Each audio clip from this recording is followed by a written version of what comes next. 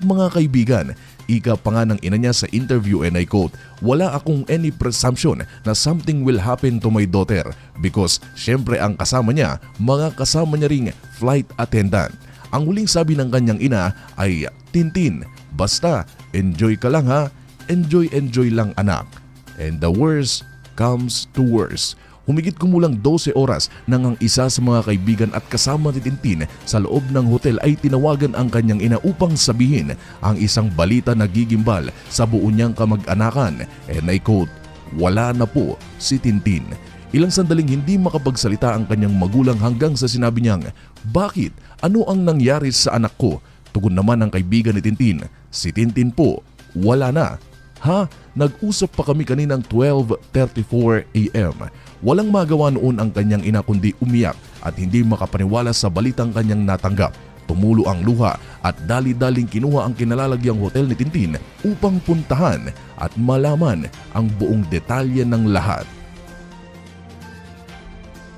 Yan basically ang nangyari, buddy. At ngayon, pag-uusapan naman natin ang ilang mga nagawang investigasyon na ng mga pulis.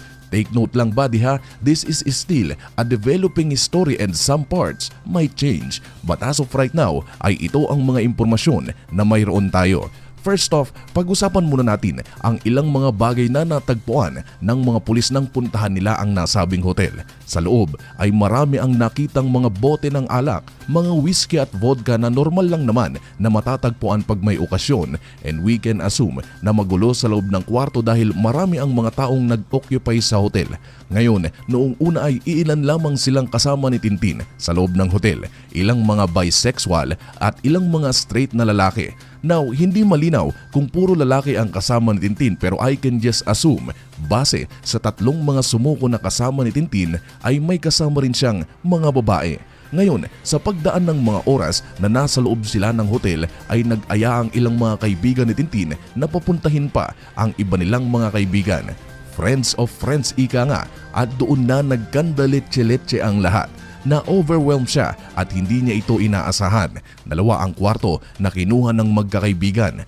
Isa ang sagot ni Tintin at ang isa naman ay sagot ng kanyang mga barkada. Sa patuloy na paggalugad ng mga pulis sa loob ng hotel ay doon natagpuan nila tawa ni Tintin sa loob ng bathtub.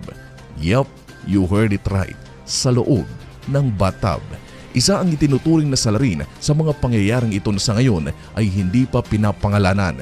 Base kasi sa isa sa mga kaibigan ni Tintin ay noong nabubuhay pa siya ay sinabi ni Tintin sa kanya na noong inumin niya ang isang baso ng alak na ibinigay ng isa nilang kaibigan